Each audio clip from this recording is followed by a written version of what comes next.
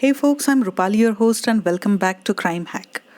It's story time, and this is Mystery of the Catacombish Tunnels, episode 13. Before we start, though, the Patreon account link is on the video. Please contribute what you can so I can continue writing such stories and narrating them to you. Also, there is a lot more to come apart from the story, and its purpose will be to help you in real life, in real situations. In the meanwhile, please subscribe to my channel so you can hear the complete story, and please share, like, and comment on my videos and spread a little intrigue. Don't forget to press the bell icon. I publish a new episode every Monday, Wednesday, and Friday, so let's begin.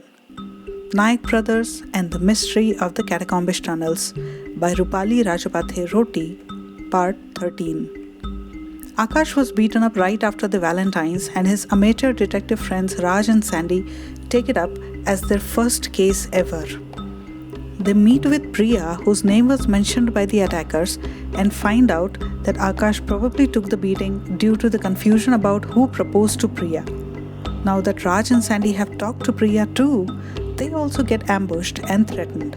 Shaken but not stirred, the boys discuss the case back home and decide that they will keep an eye on Priya to see if she is being followed by anyone. That's because they suspect that someone had overheard them talking to her, and that's why they were ambushed. They also suspect that someone overheard Deepak proposing on behalf of Aakash too, and that's why Aakash was attacked as well. So whether or not Priya is involved in these attacks, she sure is at the center of this mystery. And now, the next morning was hot and sunny when Sandy left for college on the other bike. His bike had been parked on the roadside the night before when Dev came to pick him up. As decided, he was to keep an eye on Priya to find out whether someone was following her. During lunch break, he was to search for clues at the place where Aakash was ambushed. Also, whenever he had time, he had planned to visit their own ambush site to look for clues. But when he reached college, he met up with unexpected news, and everything seemed to go topsy-turvy. Dave ran up looking troubled.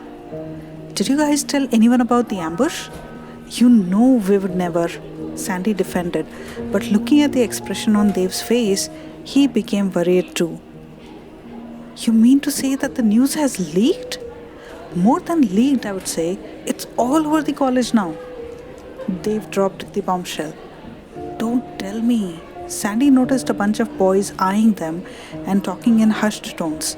He turned to look at other groups, and they all seemed to be casting furtive glances at them. "This is not good." Sandy scratched his eyebrow, trying to hide his face while he observed the people around. Dave was saying, "I had always wished for such attention from girls, but they don't want to talk to me anymore. They're just watching me from a distance."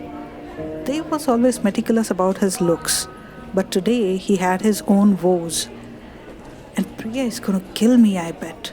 He looked around with his $1,000,000 smile and continued, "If I am receiving so many stares, I can't even imagine what she must be going through."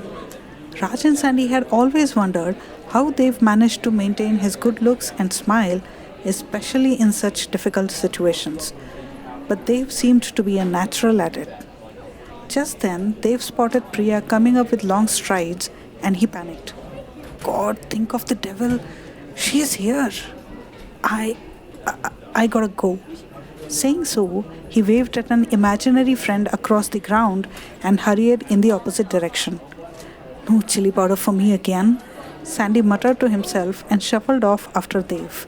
The other groups that were eyeing them earlier also dispersed as if into thin air.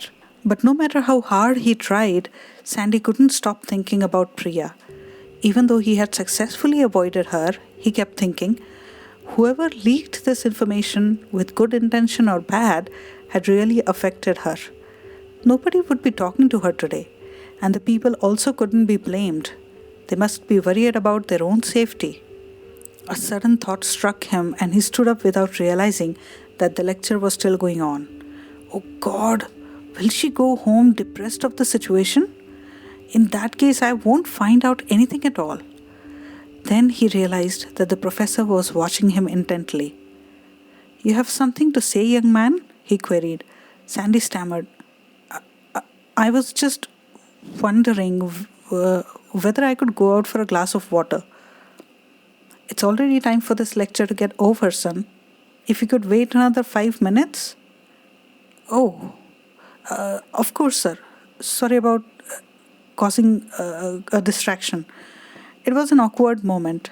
Sandy had never realized that the time had passed so quickly. As soon as the lecture was over, he rushed out to find Priya. He had prepared a note for her in case he spotted her. Lucky for him, he saw her coming out of her class and he brushed past her. Wait, she called out. I want to talk to you.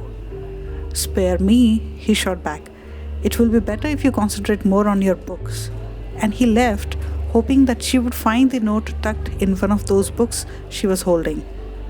He knew it was a rude reply, but if someone was listening into their conversation as Raj suspected, he wanted them to think that they had taken their warning seriously.